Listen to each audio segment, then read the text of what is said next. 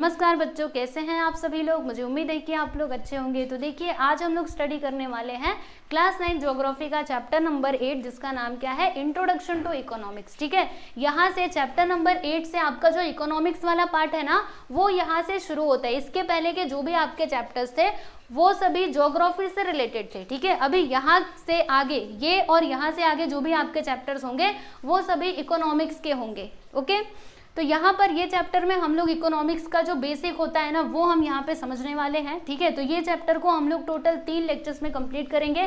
First lecture में हम क्या देखेंगे, तो इंट्रोडक्शन देखेंगे ये लेसन का। फिर सेकेंड लेक्चर में हम क्या देखेंगे, टाइप्स ऑफ एन इकोनॉमी। और उसके बाद थर्ड लेक्चर में हम लोग ग्लोबलाइजेशन और फंक्शंस ऑफ एन इकोनॉमी समझेंगे। ठीक है, तो चलिए अभी शुरू करते हैं। ये हमारा लेक्चर नंबर 1 है, तो इसमें हम लोग क्या देखने वाले हैं स्टूडेंट्स, तो यहाँ पे हम लोग जो इकोनॉमिक्स है ना, इसका इंट्रोडक्शन समझने वाले हैं। ओके बच्चों, तो देखो आप लोग को कुछ नहीं करना, मतलब बहुत ही आसान से भाषा में आप लोगों को समझाऊंगी, सब कुछ आपके दिमाग में जाएगा। आपको कुछ नहीं करना, बस आप ध्यान से मेरी बातों को सुनते रहिए और इधर आप बोर्ड पे देखते रहिएगा। ठीक है, फिर उसके बाद देखो, यहाँ से पढ़ने के बाद जब आप टेक्स्ट बुक खोलोगे ना, तो आप देखना आपको सब चीज समझ में आएगा। ओके, तो चलो देखते हैं इकोनॉमिक्स के बारे में। पहले हम लोग जानते हैं कि ये जो इकोनॉमिक्स वर्ड है ना स्टूडेंट, ठीक है, ये कहाँ से आया है, तो ये ना ग्रीक वर्ड है, यहाँ से आया है। ठीक है, कौन सा ग्रीक वर्ड है आपको बताती हूँ। देखो, ग्रीक वर्ड ओइकोनोमिया से आया। देखो मैं यहाँ पे लिखती हूँ OIK,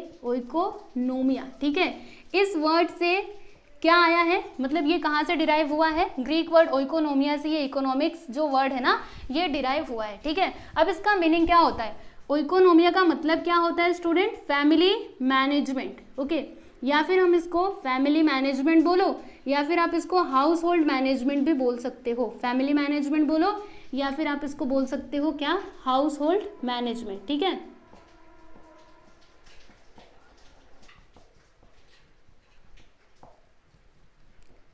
तो देखिएगा, जैसे हम लोग फैमिली में कैसे मैनेजमेंट करते हैं, जैसे होता क्या है, आपके घर में हर महीने क्या होता है, मतलब पैसे आते हैं। ठीक है, तो वो पैसों का हमें किस तरीके से यूज करना है, सबसे पहले हम लोग समझते हैं ना अच्छे से।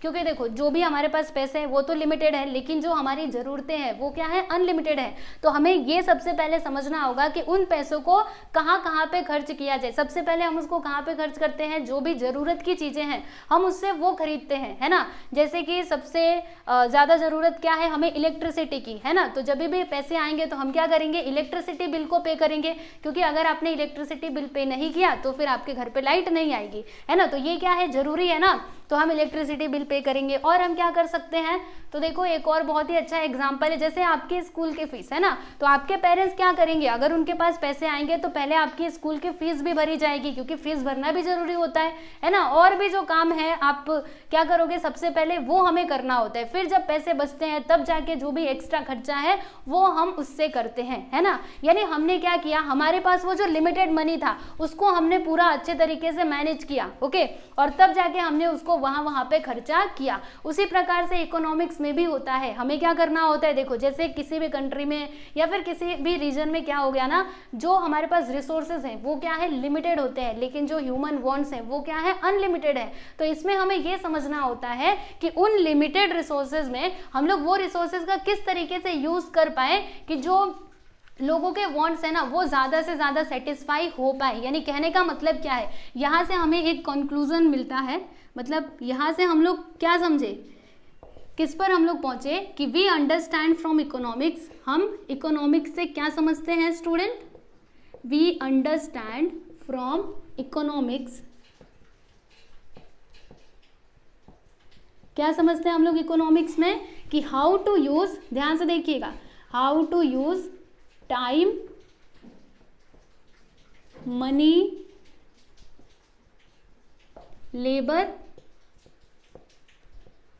And land effectively. इसका मीनिंग क्या है अभी आपको समझाती हूँ, रुको पहले लिख लेने दो।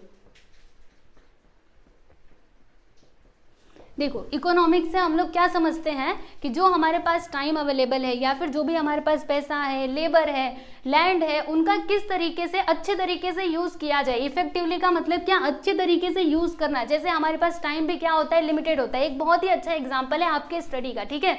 जैसे आपके पास बहुत सारे सब्जेक्ट्स हैं पढ़ने के लिए, है ना, तो आप क्या करोगे, और आपके पास देखो टाइम क्या है, लिमिटेड है, बस आपके पास 24 घंटे ही है। तो इन 24 घंटे में आप क्या करोगे, देखो आपको सोना भी है, स्कूल भी जाना है, क्लासेस भी जाना है ना। तो अगर आपने कुछ भी मैनेज नहीं किया कि कौन सा सब्जेक्ट में किस तरीके से पढूं, आप ऐसे ही पढ़ते गए तो फाइनली कोई रिजल्ट नहीं आने वाला, है ना। तो आप लोग क्या करते हो, मैनेज करते हो ना कि हमें इतने से इतने टाइम में सोना है, इतने से इतने टाइम में क्या करना है, स्कूल जाना है, फिर क्लासेस जाना है, ये सब्जेक्ट इस दिन पढ़ना है, इतने से, मतलब पूरा हम क्या करते हैं, अच्छे तरीके से मैनेजमेंट करते हैं, ठीक है। तो जब आप अच्छे तरीके से अपने पढ़ाई को, यानी आप सोच समझ पाओगे कि कौन सा सब्जेक्ट कब कब पढ़ा जाए, तब जो फाइनली आपका रिजल्ट है वो अच्छा ही आएगा। मतलब आपके मार्क्स भी क्या होंगे, इंप्रूव होंगे, अच्छे मार्क्स आएंगे, है ना। उसी प्रकार से इकोनॉमिक्स में भी होता है। इकोनॉमिक्स से हम लोग क्या समझते हैं कि जो भी हमारे पास लिमिटेड टाइम है उसको अच्छे तरीके से हम लोग यूज करें, ताकि कम टाइम में हम लोग क्या कर सकें, ज़्यादा लोगों के वांट्स को पूरा कर सके, ठीक है। उसी प्रकार से मनी का भी होता है, क्योंकि मनी भी हमारे पास क्या है, लिमिटेड है। अनलिमिटेड पैसा तो है नहीं, है ना।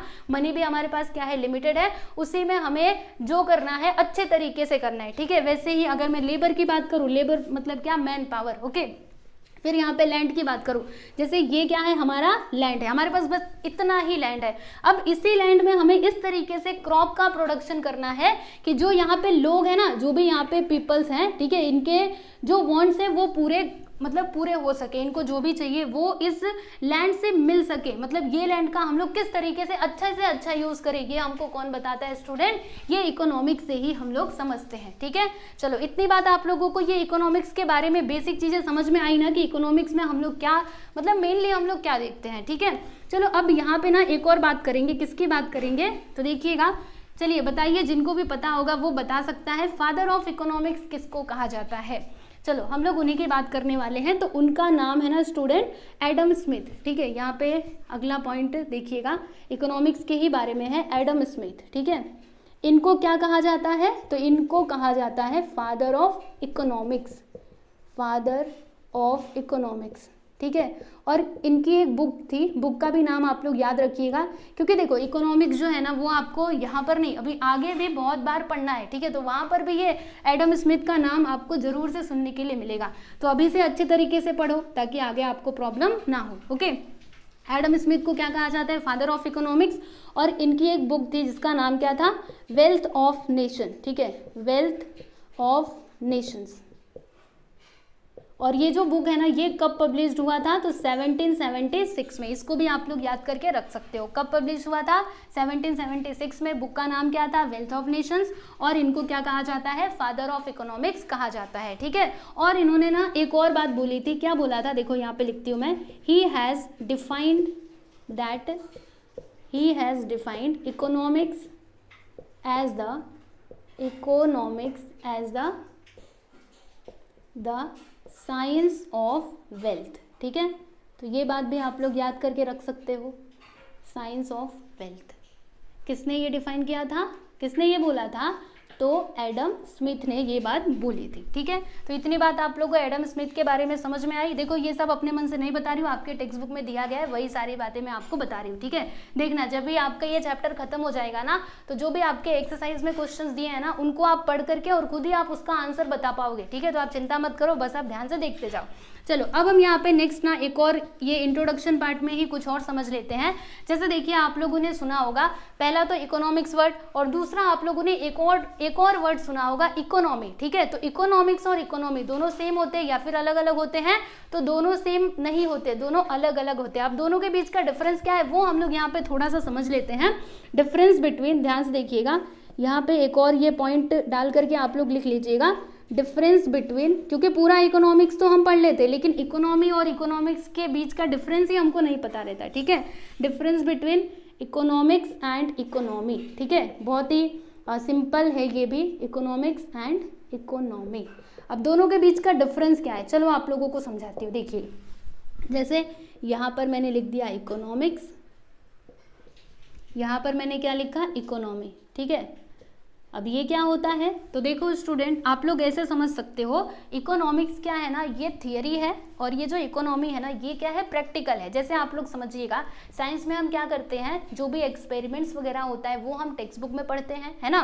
देखो टेक्स्ट बुक में हम लोग क्या करते हैं, एक्सपेरिमेंट्स को पढ़ते हैं, यानी वो थियरी के फॉर्म में होता है। और जब हम जा करके क्या करते हैं, मतलब लैब में जा करके उसको अप्लाई करते हैं कि किस केमिकल को डाला तो क्या बनेगा, ये सब कुछ हम कहाँ पे करते हैं, लेबोरेटरी में करते हैं। यानी हमने क्या किया, पहले हमने उनको टेक्स्ट बुक में पढ़ा सारे थियरी पार्ट को, और फिर हमने लेबोरेटरी में जा करके उसको अप्लाई किया, ठीक है। उसी प्रकार से ये इकोनॉमिक्स और इकोनॉमी के बीच का भी डिफरेंस है। इकोनॉमिक्स में हम लोग क्या करते हैं, जो भी हमारे टेक्स्ट बुक में थियरी पार्ट दिया गया, यानी जो भी प्रिंसिपल रूल्स वगैरह दिए गए हैं वो सब हम क्या करते हैं, इकोनॉमिक्स के टेक्स्ट बुक में पढ़ते हैं, तो वो आपका क्या कहलाता है, इकोनॉमिक्स कहलाता है, ठीक है। लेकिन जब हम क्या करते हैं, वो सारे प्रिंसिपल रूल्स एंड रेगुलेशंस को किसी एक रीजन में, मतलब एक पर्टिकुलर रीजन में जब हम उसको अप्लाई करते हैं तो वो ही हमारा क्या कहलाता है बच्चों, इकोनॉमी कहलाता है, ठीक है। समझ में आया ना, मतलब हमने जो थियरी पढ़ा, सिंपल वर्ड में समझिए। देखिए मैं यहाँ पे ये पॉइंट लिख देती हूँ, देखो जो भी हम थियरी यहाँ पे पढ़ते हैं, ठीक है, तो वो आपका इकोनॉमिक्स में आएगा। लेकिन जब हम उसका प्रैक्टिकल करते हैं, यानी कि किसी एक पर्टिकुलर में उस प्रिंसिपल को ले जा करके अप्लाई करते हैं, यानी अप्लाई बोल दो, ठीक है, क्या करते हैं उसको एक पर्टिकुलर रीजन में, जब हम वो सारे प्रिंसिपल जो भी हमने रूल्स पढ़े हैं जब हम उनके एक पर्टिकुलर रीजन में जाकर के अप्लाई करते हैं तो वो आपका क्या कहलाता है स्टूडेंट, इकोनॉमी कहलाता है, ठीक है। समझ में आ गया ना, सिंपल था। तो यही था आप लोगों का इंट्रोडक्शन इकोनॉमिक्स को लेकर के। और इकोनॉमिक्स यहाँ पे आपके टेक्स्ट बुक में, मतलब आपके सिलेबस के अकॉर्डिंग देखा जाए तो बहुत ज़्यादा डीप में नहीं है, बस इतना ही है जो मैंने आप लोगों को बताया, ठीक है। तो यहाँ पे जो इसका इंट्रोडक्शन पार्ट है वो कंप्लीट होता है। चलो आपको एक बार रिवीजन करवा देती हूँ, फिर उसके बाद ये लेक्चर को हम लोग यहीं पे खत्म करेंगे, ठीक है। तो देखो इंट्रोडक्शन में मैंने आप लोग को क्या बताया, ये जो इकोनॉमिक्स वर्ड है ये कहाँ से आया है, तो ग्रीक वर्ड ओइकोनोमिया से आया है, जिसका मतलब क्या होता है स्टूडेंट, फैमिली मैनेजमेंट या फिर हाउस होल्ड मैनेजमेंट, ठीक है। जैसे हम लोग फैमिली में अपना मैनेजमेंट करते हैं उसी तरीके से, मतलब मैनेज करना वो हम कहाँ पे सीखते हैं, इकोनॉमिक्स के अंदर सीखते हैं कि एक कंट्री में किस तरीके से हमें मैनेजमेंट करना होगा कि लिमिटेड रिसोर्सेज में हम लोग ज़्यादा से ज़्यादा लोगों के वांट्स को पूरा कर पाए, ठीक है। फिर उसके बाद हमने नेक्स्ट पॉइंट में क्या देखा, एडम स्मिथ के बारे में देखा, जिनको क्या कहा जाता है, तो फादर ऑफ इकोनॉमिक्स कहा जाता है। और इनकी एक बुक है, बोलो कौन सी बुक है, अभी तक आप लोग को याद हो गया होगा, बोलो जल्दी से, वेल्थ ऑफ नेशन, है ना, जो कभी पब्लिश हुआ था तो 1776 में। और इन्होंने इकोनॉमिक्स को किस तरीके से डिफाइन किया था, तो he has define economics as the science of wealth. ये बात किसने बोली थी, आप लोग को याद रखना है, एडम स्मिथ ने, ठीक है। और फिर यहाँ पे लास्ट में हमने क्या देखा, difference between economics and economy. तो इकोनॉमिक्स मतलब क्या, जो हम थियरी पढ़ते हैं अपने टेक्स्ट बुक में, जो भी प्रिंसिपल रूल्स वगैरह पढ़ते हैं, तो वो इकोनॉमिक्स के अंदर, मतलब इकोनॉमिक्स के अंदर आएगा। और जब हम क्या करते हैं, उसको अप्लाई करते हैं अपने कंट्री के किसी एक पर्टिकुलर रीजन में, तो वो हमारा क्या कहलाता है स्टूडेंट, इकोनॉमी कहलाता है। यानी ये है थियरी और ये आपका क्या है, प्रैक्टिकल है, ठीक है। तो बस यहीं पे इस लेक्चर को खत्म करते हैं और नेक्स्ट वीडियो में हम लोग क्या देखेंगे, बोलो लेक्चर नंबर 2 में मैंने आप लोग को क्या बताया था, यस, टाइप्स ऑफ इकोनॉमी देखेंगे, ठीक है। तो चलिए आज के लिए बस इतना ही। और ये वीडियो आपको कैसा लगा आप हमें कमेंट करके जरूर बताइएगा। और नेक्स्ट वीडियो का लिंक डिस्क्रिप्शन में दे दूंगी, तो वहां से जाकर के आप लोग देख सकते हैं। बाकी टेलीग्राम चैनल से नहीं जुड़े हैं तो आप सभी लोग जुड़ जाइए, ठीक है। चलिए चलते हैं, नमस्ते।